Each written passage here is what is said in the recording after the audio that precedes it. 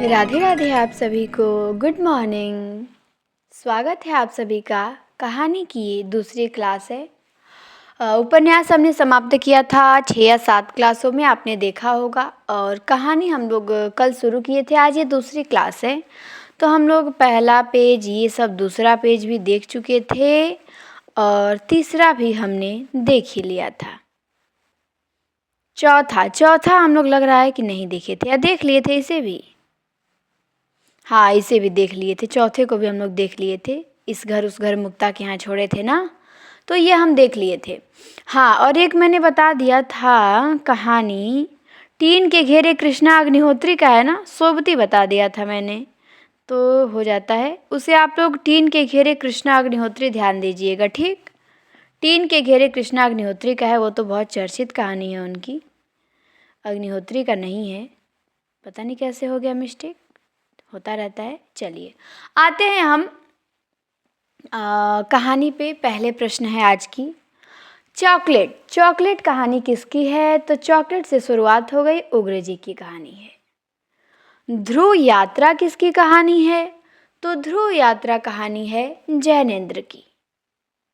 वो दुनिया किसकी कहानी है? तो वो दुनिया यशपाल का।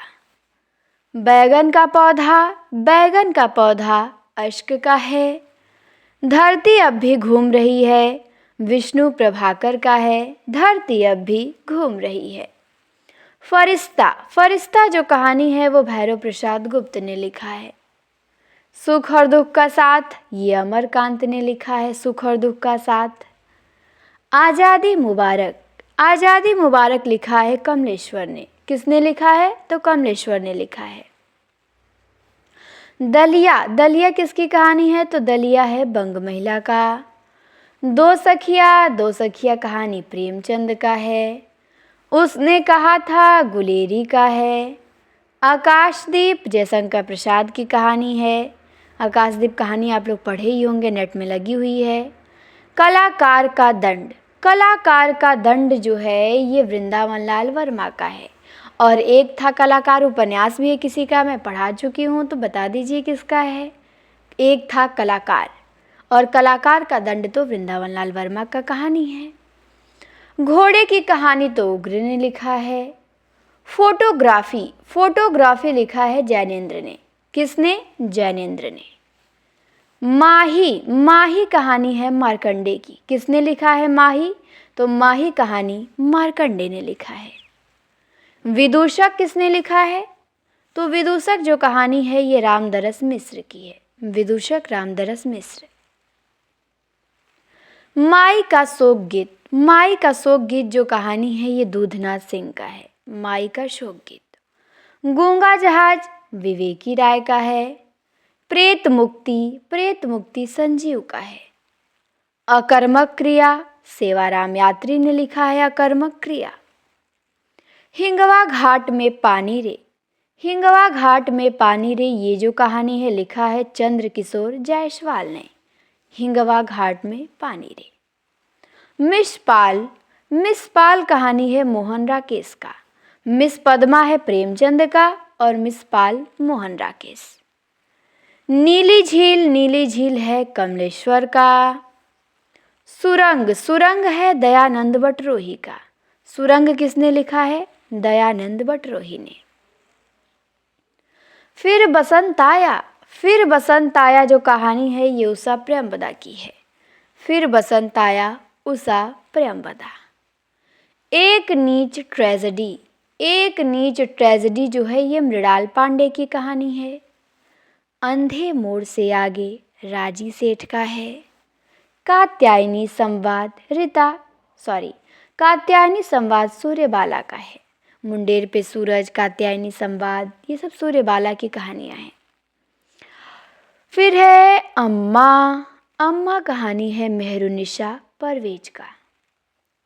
कोठे पर कागा लिखा है चंद्रकांता ने। कासवन है उषा किरण खान का। ममता है प्रसाद जी की कहानी। कासवन ध्यान देंगे, उषा किरण खा। कोठे पर कागा चंद्रकांता, ममता प्रसाद जी की। सारी कहानी आपको ध्यान देनी है। अगले पेज पे आइए। शतरंज के खिलाड़ी, तो शतरंज के खिलाड़ी प्रेमचंद ने लिखा है। उत्तराधिकारी यशपाल ने लिखा है उत्तराधिकारी। पिंजरा, पिंजरा लिखा है अश्क ने। किसने लिखा है पिंजरा? अश्क ने। पटरियां, पटरियां लिखा है भीष्म साहनी ने। देवताओं की मूर्तियां राजेंद्र यादव। पिछली गर्मियों में निर्मल वर्मा। पान फूल, मार्कंडे लिखते हैं पान फूल। पिछली गर्मियों में निर्मल वर्मा, देवताओं की मूर्तियां राजेंद्र यादव। सब महत्वपूर्ण कहानियां हैं। फिर जो आदमी हम बना रहे हैं, ये रघुवीर सहाय का है। जो आदमी हम बना रहे हैं, रघुवीर सहाय। हलवाहा, हलवाहा जो है वो शेखर जोशी का है। किसका है? शेखर जोशी का। देवदासी किसका है? देवदासी जयशंकर प्रसाद का है।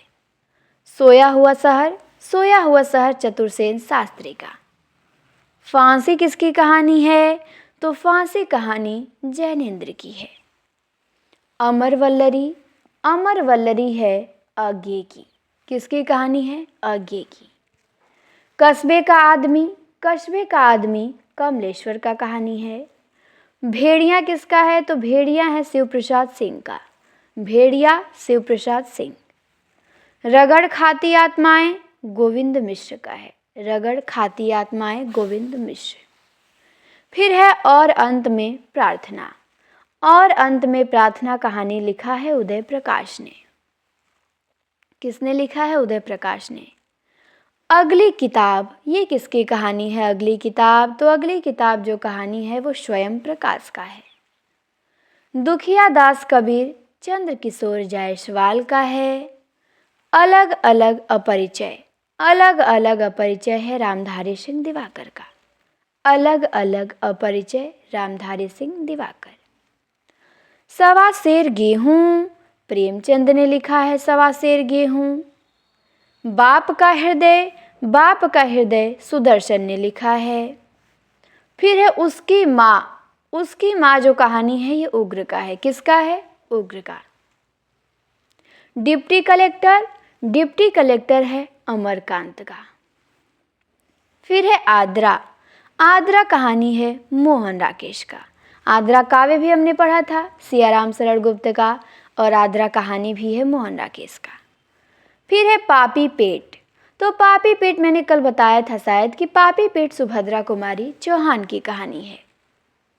तीन निगाहों की एक तस्वीर मन्नू भंडारी का है। कितना बड़ा झूठ उषा प्रियंवदा ने लिखा है। कितना बड़ा झूठ। रथ्या, रथ्या जो कहानी है ये शिवानी ने लिखा है। किसने लिखा है? शिवानी ने। फिर है कितनी कैदें, कितनी कैदें लिखा है मृदुला गर्ग ने। अपना अपना सच ये लिखा है मणिका मोहिनी ने। अपना अपना सच मणिका मोहिनी। फिर है जिंदा आदमी, तो टीन के घेरे जिन्होंने लिखा है उन्होंने ही लिखा है जिंदा आदमी। इन्होंने ही लिखा है याही बनारसी रंगबा। इन्होंने ही लिखा है जय सियाराम। तो जिंदा आदमी कृष्णा अग्निहोत्री। फिर है वैलेंटाइन डे, तो वैलेंटाइन डे जो कहानी है ये कमल कुमार की है। किसकी है? कमल कुमार की। तो हमने 2 पेज देखा। अगले पेज पे आते हैं। एक एक कहानी को आपको ध्यान से पढ़ना है और ध्यान से सुनना है। ठीक, 15-20 मिनट की क्लास है। आप इसे आराम से बिल्कुल सुन सकते हैं, और आपको किसी पे भी डाउट लगे कि मुझे नहीं आ रहा है या मुझे भूल सकता है, आप उसे तुरंत नोट करें। और नोट करें, मैं कहती हूँ आप एक कापी बनाइए, बढ़िया कापी लीजिए, और केवल हम मेरी क्लास का या फिर सर की क्लास का जो भी हम बता रहे हैं और जो भी प्रश्न आपको नहीं आ रहा है आप उस पर नोट करिए। ठीक, कम से कम डेली आपको 30-40 ऐसे प्रश्न मिल ही जाएंगे, सुबह से लेकर रात 11 बजे तक 30-40 ऐसे मिल जाएंगे। फिर आप उसे लिखिए। लिखने के बाद अगले दिन मॉर्निंग में उठिए तो तुरंत उसे पहले रिवीजन करिए। रिवीजन करने के बाद आप आगे का अपना शेड्यूल जारी रखिए। ठीक, और इतनी ही क्लासें आपके लिए पर्याप्त है। आपको जो टॉपिक पे चाहिए आप कमेंट करिए, आपको वो टॉपिक पे मिलेगा। यूपी टीजीटी के लिए हम नहीं चाहते हैं कि कोई भी कमी छोड़ी जाए। पेपर 1 महीना में, 2 महीना में, 3 महीना में होने वाला है, बहुत जल्द होने वाला है। तो आप उसकी इंतज़ार बिल्कुल ना करें कि जब डेट आ जाएगा कि 30 दिन बाद आपका 15 जनवरी को पेपर है तो हम सीरियस हो जाएंगे। अभी से हमें सीरियस होकर पढ़ना है। और ज़्यादा दौड़ भाग नहीं कि यूट्यूब पे आपको बहुत सारी क्लासें मिल जाएंगी अनगिनत। आप 24 घंटा भी पढ़ेंगे तो आपके लिए कम हो जाएगा। आप केवल 1-2 ऐसे चैनल, ठीक, आपको जो अच्छा लगे, जहाँ आपको लगे कि हाँ हमें अच्छे से समझाया जा रहा है या फिर जो हमारी आवश्यकताएं हैं पूरी हो रही हैं, तो जहाँ आपका दिल कहे कि हाँ यहाँ से हम पढ़ सकते हैं, 1-2 जगह से केवल पढ़िए। क्योंकि दिन भर आप पढ़ेंगे, पढ़ाते सब अच्छा है, इसमें कोई डाउट नहीं है। बस कोई भाग जाता है, कोई ज़्यादा डीप ले जाता है, कोई ज़्यादा हल्का ले जाता है, या फिर कुछ लोग ज़्यादा ज्ञान देने लगते हैं, वहाँ गड़बड़ हो जाता है। बाकी पढ़ाते तो सारे टीचर बढ़िया ही हैं। तो चुनाव आपको करना है, ठीक, उसमें से आपको चुनना है कि हमें 1-2 जगह केवल पढ़ना है। क्योंकि सेल्फ स्टडी भी बहुत ज़रूरी होती है। केवल आपको 24 घंटा यूट्यूब से पढ़ने से नौकरी नहीं मिलता है किसी को। यूट्यूब एक माध्यम है, सहारा है। हम बता रहे हैं, हम आपका रिवीजन करवा रहे हैं, हम आपको याद दिला रहे हैं कि आपको ये पढ़ना है खुद से। तो कम से कम आप 8 से 9 घंटा, कम से कम, अधिक से अधिक 12 घंटा, 8 से 9 घंटा आप सेल्फ स्टडी करिए, ठीक। 4 से 5 घंटा आप यूट्यूब से बिल्कुल आराम से पढ़ सकते हैं। मैं तो बिल्कुल कोई भी एग्ज़ाम की तैयारी के लिए यही सजेशन करती हूँ, यूट्यूब को आप सहारा लीजिए। 4 से 5 घंटा, इससे अधिक नहीं कि 10 घंटा, और जिधर देखो उधर भाग जाए। वहाँ प्रैक्टिस हो रहा है, चलो वहाँ भी चलते हैं, वहाँ हो रहा है, इससे कन्फ्यूजन क्रिएट होता है। जैसे यहाँ पे आप पढ़ें, चाहे कहीं पढ़ें एक टीचर से, तो वो कुछ गलती भी बताए तो फिर दोबारा वो क्लियर कर देंगे। और किसी के यहाँ पढ़ें और कुछ और बताएं तो आपके मन में डाउट क्रिएट होता रहता है। तो इसीलिए 1-2 लोगों की बातें सुना जाता है ताकि पेपर में आपको वही याद आए। कई लोगों को सुनेंगे आप खुद कंफ्यूज हो जाएंगे, किसने क्या बताया था, आपके दिमाग में चीज़ें छप नहीं पाती हैं, आप सीरियस नहीं हो पाते हैं। तो ये सुझाव था मेरा। बाकी आप लोग अच्छे हैं, खुद समझदार हैं, जो अच्छा लगे वो कर सकते हैं। बाकी मुझे जो लगता है, मैंने जो फील किया है कि आप 1-2 जगह से पढ़िए, 2 जगह भी है ठीक है, लेकिन 10-12 जगह जो हम घबरा जाते हैं, अरे इनकी भी क्लास चल रही है, वो भी बहुत अच्छा पढ़ा रहे हैं, नहीं। जहाँ आपको लगे कि सब चीज़ यहीं हमें मिल जाएगा या फिर इतना पर्याप्त है, और विश्वास करिए कि जो हमें बताया जा रहा है, जो पढ़ाया जा रहा है, बिल्कुल ये सत्य है, यहीं से आएगा। सबसे बड़ी चीज़ विश्वास होती है।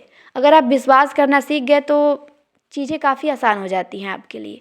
तो विश्वास करें टीचर पे, जो बता रहा है कि वो जो भी बताएगा हमारे लिए सही बताएगा। क्योंकि कोई चाहता थोड़ी ना है कि कोई फेल हो या फिर किसी का रिजल्ट बिगड़े। क्योंकि सब जानते हैं हम सब मेहनत कर रहे हैं किस लिए, एक नौकरी के लिए। और नौकरी बहुत मेन है, बहुत, उससे बड़ा मुझे नहीं लगता है कि इस दुनिया में कोई चीज़ है। मेरे लिए और आप लोगों के लिए भी होगा, बहुत बड़ी चीज़ है। जीवन का पहला लक्ष्य है नौकरी ही, कि वो मिल जाए तो कोई भी नहीं चाहेगा। और सब पढ़ रहे हैं, सबकी अलग अलग परिस्थितियां हैं, मजबूरी हैं। कोई खूब एकदम ऐसा नहीं है कि राजघराने से है और आराम से शौक के लिए पढ़ रहा है। ऐसे एक आध लोग अपवाद मिलते हैं, सबकी मजबूरियां हैं। तो हम सबको समझते हैं कि किसी के साथ हम, किसी को हम बहका नहीं सकते हैं, किसी को हम सिलेबस से इतर लेके नहीं जा सकते हैं। हम अपना ज्ञान दिखाने के चक्कर में किसी का रिजल्ट नहीं बिगड़ा सकते हैं। हम अपनी चीज़ें बढ़ाने के लिए किसी का नुकसान बिल्कुल भी नहीं कर सकते हैं। हम नहीं चाहते हैं हमारा चैनल खूब बढ़े और हम गलत चीज़ें बताएं, बिल्कुल नहीं। हम चाहते हैं जितने लोग रहें उन्हें सही बताया जाए, उनका रिजल्ट बने। तो ये उनका रिजल्ट बनेगा तो अच्छा लगेगा, लोग विश्वास करें पहले कि यहाँ पे सही बताया जाएगा। तो बिल्कुल पेपर के लिए ही बताया जाता है, और पेपर बहुत जल्द होने वाला है। इसलिए मैं आप लोगों को ये बता रही हूँ कि पेपर जब हो जाए, डेट उसकी जब अनाउंस हो जाए, ये मत सोचिए कि 60 दिन का वक्त ज़रूर ही हमें मिलेगा। अब वो नियम भी चला गया, देख रहे हैं यूपी पुलिस का भी आया, 30 दिन का वक्त मिला। बिहार नया नियम ला ही दिया है 30 दिन में पेपर करवा के। तो 30 दिन 40 दिन डेट दे सकता है पहले, और जब डेट आ जाएगी तो इतना जल्दी समय बीतता है आपको अंदाज़ा नहीं लगेगा। बस लगता है कि 40 दिन का समय है, घबरा जाते हैं लोग। तो आप अभी से मानिए कि हमारी डेट आई है, ठीक। कि नौकरी लेने वाले इंतज़ार नहीं करते हैं कि 10 दिन टाइम रहेगा तो हम सीरियस होंगे, वो पढ़ रहे होंगे। तो आप भी उनकी भीड़ में शामिल होइए, उनसे आगे निकलिए। तो चलिए, सुबह सुबह बहुत ज्ञान दे दिया मैंने, आप लोग समझ गए होंगे। अगले पेज पे कहानी पढ़ते हैं, ठीक। मधुपर्क कहानी है भगवती प्रसाद वाजपेयी का। फिर है खेल कहानी है जैनेन्द्र का। किसका? जैनेन्द्र का। फूलों का कुर्ता लिखा है यशपाल ने। फिर है जिंदगी के थपेड़े है विष्णु प्रभाकर का। आंखों का सवाल भैरव प्रसाद गुप्त ने लिखा है। मित्र मिलन अमरकांत ने लिखा है। सर्पदंश रामदरस मिश्र का है। सर्पदंश कृष्णा अग्निहोत्री का भी है और रामदरस मिश्र का भी है, दोनों का है। फिर है परंपरा। परंपरा कहानी अज्ञे की है। किसने लिखा है? अज्ञे ने। मुक्ति मार्ग। मुक्ति मार्ग लिखा है प्रेमचंद ने। किसने लिखा है? प्रेमचंद। खंडहर की लिपि। खंडहर की लिपि लिखा है जयशंकर प्रसाद ने। सिंहगढ़ विजय चतुरसेन शास्त्री ने लिखा है। सिंहगढ़ विजय चतुरसेन शास्त्री। बालात्कार। बालात्कार कहानी उग्र ने लिखा है। किसने लिखा है? उग्र ने। मुगलों ने सल्तनत बख्श दी। ये लिखा है भगवती चरण वर्मा ने। जय संधि। जय संधि लिखा है जैनेन्द्र ने। चित्र का शीर्षक। चित्र का शीर्षक लिखा है यशपाल ने। किसने? यशपाल ने। नई तारीख। नई तारीख जो कहानी है ये काशीनाथ सिंह का है। किसका है? काशीनाथ सिंह। धर्म क्षेत्रे कुरुक्षेत्रे दूधनाथ सिंह का है। किसका है? दूधनाथ सिंह का। फिर है दुनिया की सबसे हसीन औरत। तो दुनिया की सबसे हसीन औरत लिखा है संजीव ने। किसने? संजीव। फिर है जमुनी। जमुनी कहानी लिखा है मिथिलेश्वर ने। जमुनी मिथिलेश्वर। कितने कितने सवाल अब्दुल बिस्मिल्लाह का है। दरियाई घोड़ा उदय प्रकाश का है। पिताजी चुप रहते हैं। तो ये कहानी लिखा है ज्ञान प्रकाश विवेक ने। पिताजी चुप रहते हैं। सावित्री नंबर 2 है धर्मवीर भारती का। सावित्री नंबर 2 धर्मवीर भारती। कसाईवाड़ा शिवमूर्ति का है। किसका है? शिवमूर्ति का। टिल्लू का पोता सूरजपाल सिंह चौहान का है। छुटकारा। छुटकारा जो कहानी है ये ममता कालिया ने लिखा है। ममता कालिया। एक स्त्री का विदा गीत मृणाल पांडे ने लिखा है। जगदम्बा बाबू गाँव आ रहे हैं चित्रा मुदगल ने लिखा है। तीसरी हथेली राजी सेठ ने लिखा है। टूटती जुड़ती इंदु बाली। टूटती जुड़ती इंदु बाली।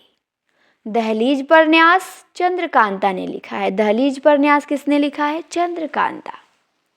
फिर है चिन्हार। चिन्हार लिखा है मैत्रेयी पुष्पा ने। पूछेगा चिन्हार कहानी किसकी है? तो बताएंगे मैत्रेयी पुष्पा। फिर पूछेगा जलधार। जलधार किसका है? तो जलधार कहानी है उषा किरण खान का। चिन्हार मैत्रेयी पुष्पा, जलधार उषा किरण खान, टूटती जुड़ती इंदु बाली। तो हमने 75 के आसपास कहानियाँ देखी। उम्मीद करती हूँ आप इसको याद कर लेंगे। ठीक, तो कहानी जितने वीडियोस मिल रहे हैं आप इन्हें देखा करिए। ठीक, ज़रूर देखा करिए। अगर आपको लगता है कि इससे कुछ बेनिफिट है तो देखा करिए। बेनिफिट समझ के मैं इसे बना भी रही हूँ, नहीं तो बाकी कोई मेरा वो नहीं है इसे बनाने का, कि इससे आप लोगों को मुझे पता है बहुत फ़ायदा होगा। आपकी कहानी, उपन्यास, नाटक, आपकी रचनाओं पे पकड़ अच्छी होगी। एक बार रिवीजन हो जाएगा। जब आपके सामने प्रश्न बनेगा तो लगेगा हाँ हमने सुना था। विकल्प भी आपके दिमाग जो है सही जगह पे ले जाएगा। तो इसलिए ये जो मैं कर रही हूँ क्लास लिया जा रहा है। बात हुई सेल्फ स्टडी में हमें क्या पढ़ना है, तो सेल्फ स्टडी में आप पढ़िए, नोट्स पढ़िए अपना पूरा आदिकाल से लेकर नई कविता, उपन्यास, कहानी सब कुछ पढ़िए। ठीक, 3-4 घंटा आपको इतिहास पे देना है। 1 से 1.5 घंटा आपको व्याकरण पे देना है।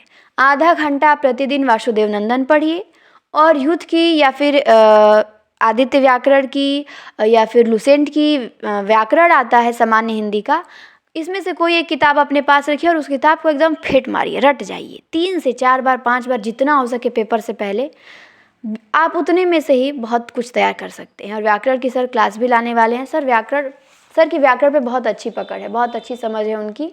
तो सर व्याकरण की एक क्लास भी लाएंगे, 30-40 मिनट की होगी। तो क्योंकि व्याकरण हम नहीं चाहते कि कमज़ोर हो। 30, 40, 45 प्रश्न वहाँ से पूछे जाते हैं। TGT में, BPSC में, हर जगह, DSSB में, KVS में, हर जगह व्याकरण पूछा जाता है। तो इसीलिए उसको सोच के लाया जा रहा है। नहीं तो समय तो बिल्कुल नहीं है, सर को स्कूल जाना रहता है, टाइम नहीं है, लेकिन फिर भी सर सोच रहे हैं पेपर है तो छूट ना जाए कुछ, इसके लिए वो किया जा रहा है कि टाइम निकाल के हमें पढ़ के किसी तरह सब कुछ कराना है ताकि कुछ भी छूटे ना पेपर से पहले। संस्कृत साहित्य कराया जा रहा है, भाषा विज्ञान भी कराया जाएगा।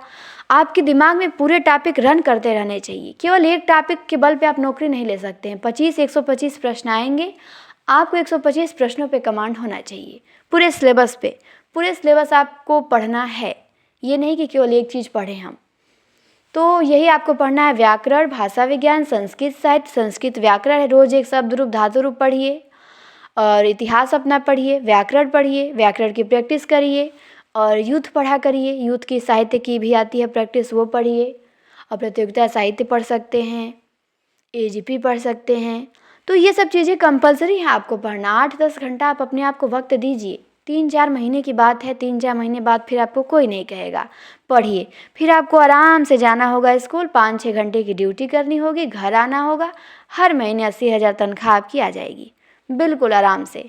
बहुत बढ़िया नौकरी है। इसके लिए मुझे लगता है कि कोई कहे 20 घंटा भी पढ़ो तो भी पढ़ देना चाहिए। इतनी अच्छी नौकरी है, इसके लिए जी जान लगा दीजिए, फिर मौका नहीं मिलेगा ये। इसके बाद मिले भी तो क्या पता जीके लग जाए, जीएस लग जाए, क्या चीज़ें अलग अलग कुछ लग सकती हैं। तो इसी बार आप अपनी सीटें कन्फर्म कर लीजिए। तो कुछ सुझाव था जो आपको समझाना था और पेपर तक मैं ये बताती रहूँगी। अब आप लोगों को अच्छा लगे या न लगे, पेपर तक मैं ये सब बताती रहूँगी, ठीक, ताकि जो सीखने वाले हों, जो समझने वाले हों, वो समझ सकें और पेपर से पहले जो भी त्रुटियाँ हो रही हों आप उन्हें सुधार कर सकें।